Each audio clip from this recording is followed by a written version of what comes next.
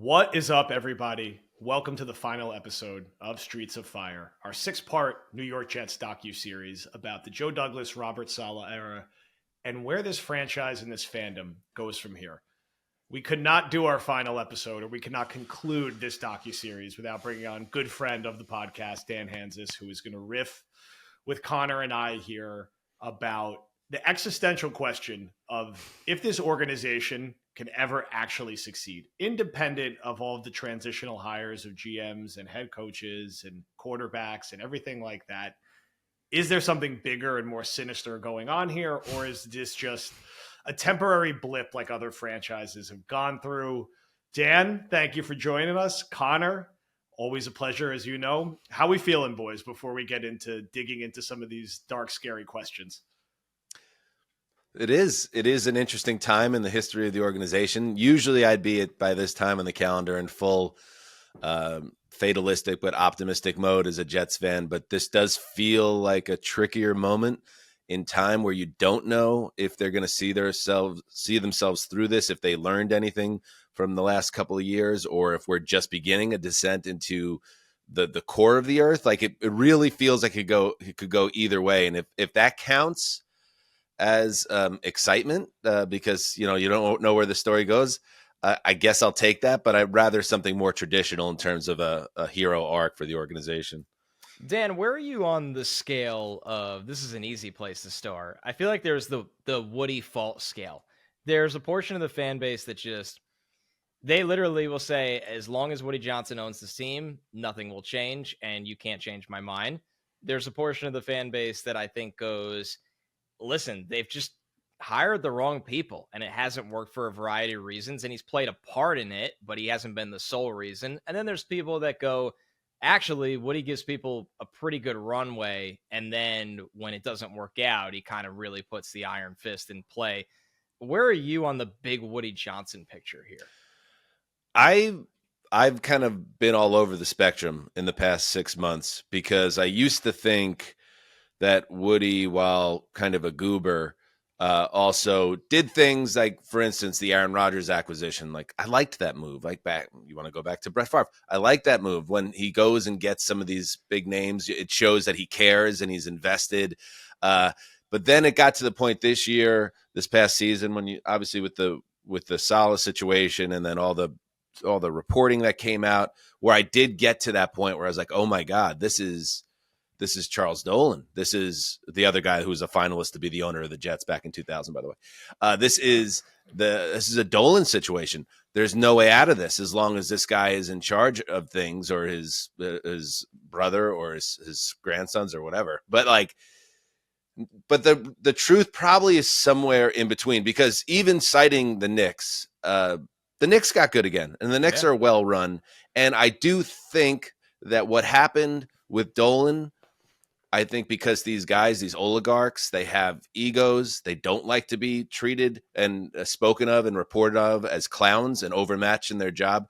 Sometimes a light does go on. So there's the optimism that I have, that yes, Woody is a major problem, but can he change here in the final chapter of his ownership and learn from all this outside noise telling him, dude, you're the problem. So that's where my fingers are crossed, that he adapts, because I think in the here and now, or based on what happened in 2024, he is at the center of everything, I think, in terms of the dysfunction and the struggles for the team to ever gain its footing.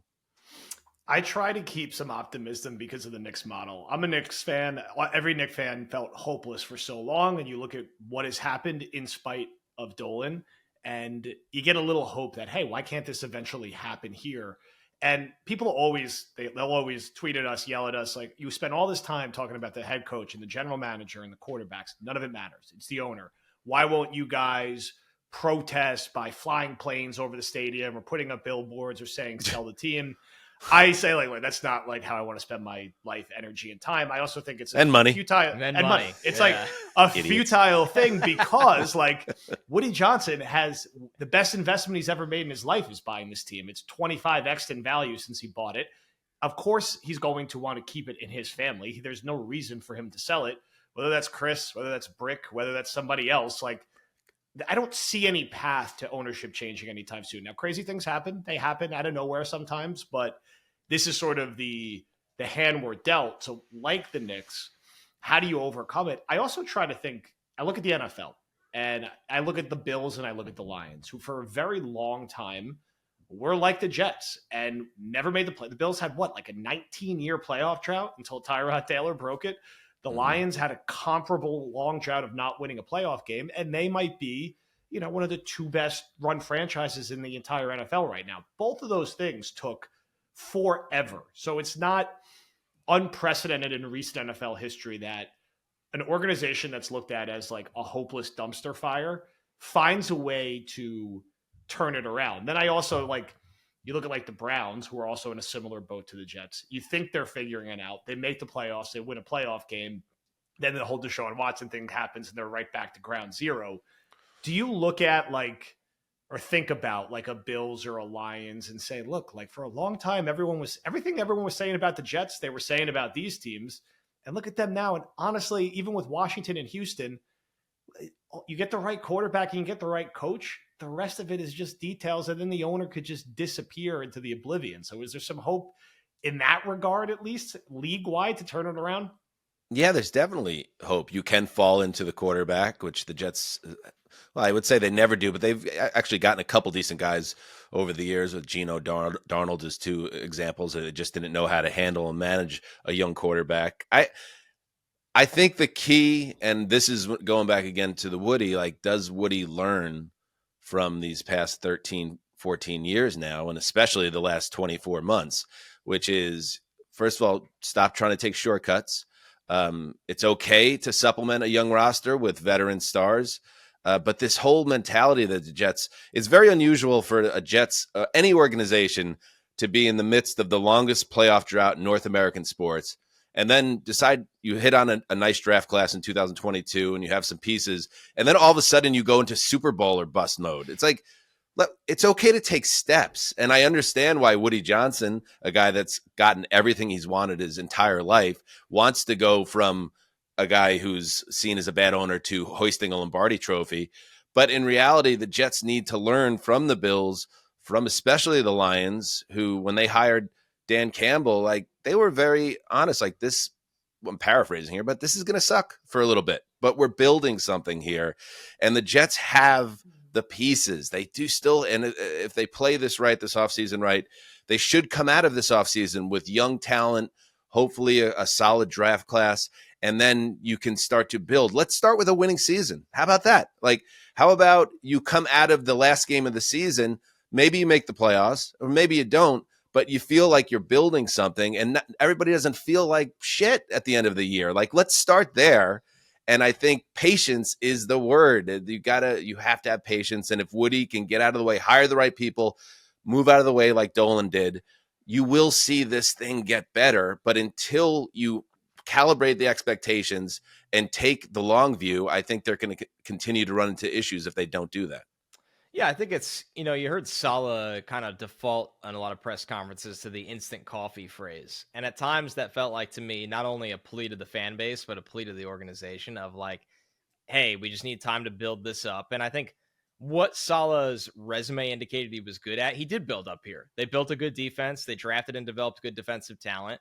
There was just other shortcomings that were, obviously his downfall of why he wasn't a successful NFL head coach. Kind of the belief with Woody that sometimes these guys, that they have so much money, they live in a different existence than we all do, one that we can't even fathom. You almost have to be publicly embarrassed, right, to make change. And I think that happened with the Knicks for a really long time. And I wonder, Dan, if we've reached that point with the Jets yet. The Jets have had bad seasons over the last decade, but in terms of where the bar was set before this one, in terms of how they finished, it's one of the most disappointing seasons you can ever remember in New York sports history. That, to me, is a different level of embarrassment. Yeah, and to use Dolan again as a parallel, James Dolan is someone who is not capable of being embarrassed, right? No. This is the guy that hired his own band and toured and like lived in an alternate reality that he created for himself. Played a kazoo. Yeah, exactly. So like Sanity. if like that guy can be, I don't know if humbled is possible, but if the message can get through to somebody like that, it could get through to Woody. Because one other thing I heard, I was talking to somebody connected in the league that I respect their opinion, and they're like, here's the thing about Woody, like people like Woody. Like for instance, when he was doing the interviews with Vrabel, right before everything happened with the Patriots, like the reporting that came out about that it went really well was accurate, because Woody is good as a people person behind the scenes. He's not the worst at this part or that part of the offseason. What he sucks at is dealing with a reality that might be not exactly how he foresaw it to be. So yeah, he has to do, and he's like a 75-year-old man or whatever. Like growing is probably not easy at this stage of his life, but to see this through, he needs to learn like everything that he's been doing is wrong, and you need to adjust that. And there are, as we're talking about, there are examples of how things can change if you just hire the right people, take a step back, and understand you don't have to win the Super Bowl to end this drought. You just have to start going forward again. It's like that old line from Jack Nicholson in Batman '89, like, this town needs an enema. That's what the Jets need more than anything. They just got to clean out all this bad stuff, all the ghosts, all the ugly vibes, and just get this thing reset and start moving in a direction that feels healthy and sustainable, which certainly things weren't in 24. I want to talk about two other infrastructure things around this organization, and if they're overblown as being a problem, are they navigatable? Two things that I think we hear a lot about. We'll start with the big bad New York media. We're reading about all their processes. This is a particularly hard place to work with the microscope, and it's this nasty media market. They've obviously had issues with leaking through